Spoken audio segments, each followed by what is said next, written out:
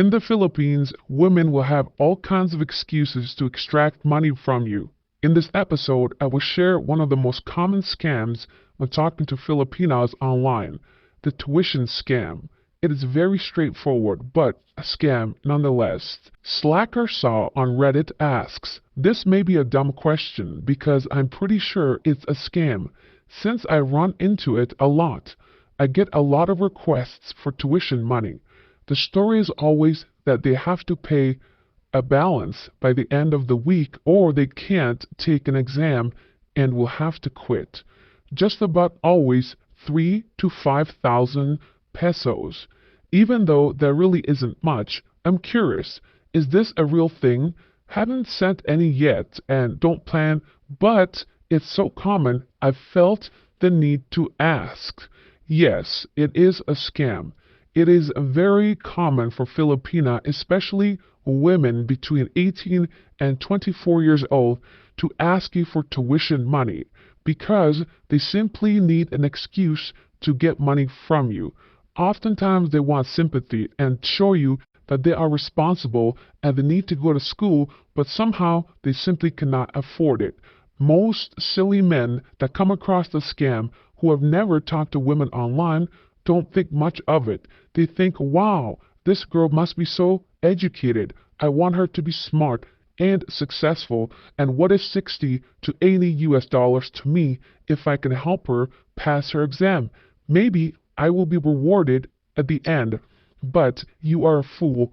She is asking hundreds of men, and even if a few of them give it once a week, she has a full-time job. Pink Sora says, it's common dating scam by students in dating apps. They probably just want a sugar daddy out of you. You don't pay tuition in weekly basis. There are only three modes: full payment, quarterly, which is every month per exam period, or semi-annually, which is 2 times a year of payments. Undulo says, this one. When I was in elementary school, our school had quarterly terms, and we really had to fully pay this tuition fee, or else it won't be permitted to have the exam. My parents would send promissory notes because we were really poor back then, but it only happens every 4 months or so. As you can see, even a Pinoy themselves have confirmed that it's a scam and that they should not be sending money weekly. Cranky Joe says, this plus the sick family member or friend are the most common scams I've come across. Through the years, when I was still dating, long time married now, a lady asked me to replace a broken TV during our first chat. Euphoric Insect says, hi, can you send me some money? I need it for school, LOL. This summarizes the idiocracy in such scams, that this person is trying to get money as a joke, of course, from the original poster. Shows you how silly it sounds when you hear it out loud. Elite Dump also says, please don't fall for this. It's a trap. If they really need tuition money and you're considering helping, ask for proof that they're currently enrolled and for their school cards or grading cards. I know both can be easily manufactured, so be very careful. This person corrected themselves because yes, everything can be easily manufactured. Don't believe any photo you see online or even in person.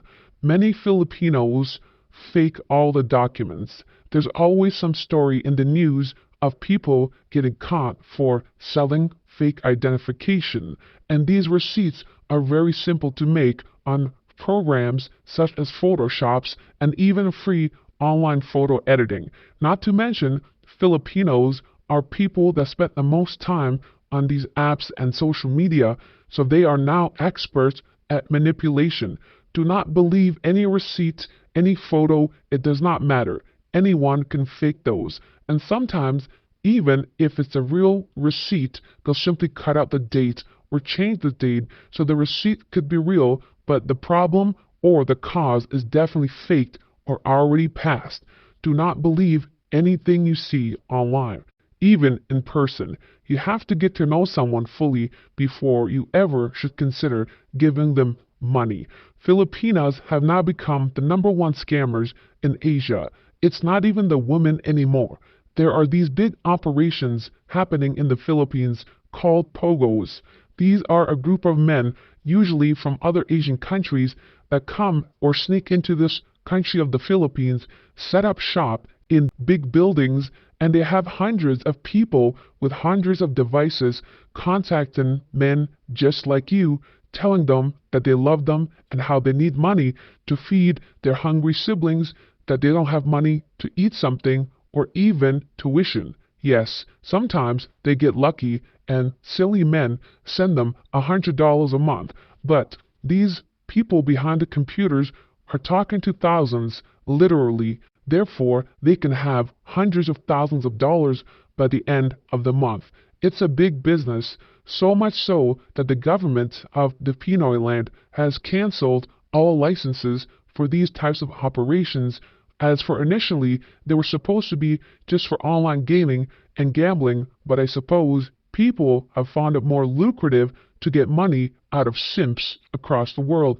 Do not fall for these scams, these silly tuition scams. They are simply a way of getting money from you. Economy Wrongdoer says, for reference, our daughter goes to college in Batangas. Full year tuition is about 100,000 pesos plus 4,000 per month dorm rental and 2,000 weekly food transportation. The dorm food is only when school is in session. During the summer and breaks between semesters, she's home with us. Why did I read this comment? I don't understand the point of this. Is this for a reference on how tuition is paid and how much? Or simply this person bragging about having a daughter in college? It makes no sense to me.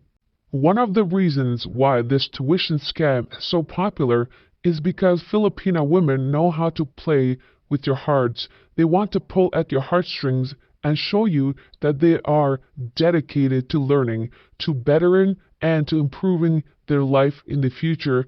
And somehow, you, as a grown man, feel like you are saving them. Perhaps they are young enough to be your daughter, so there is that connection as well. Regardless, all of these are still a scam.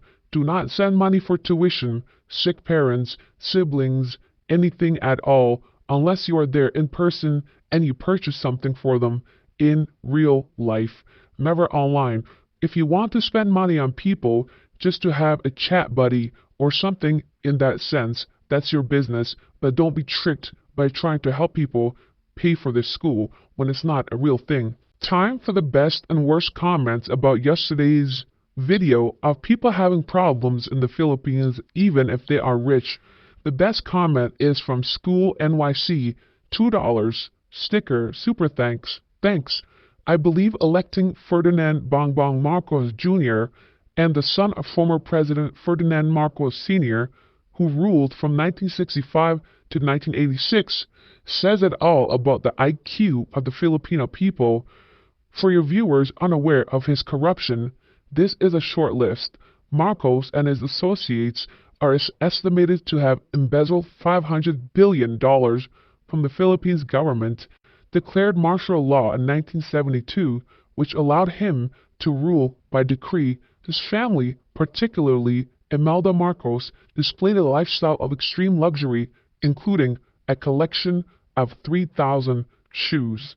Think of that. A president who took $500 billion from a poor country, and these people re-elected his son. There is no worse comment for yesterday's video. To help spread the truth, subscribe, click thumbs up button so we can please the YouTube overlords. Thanks for watching. God bless.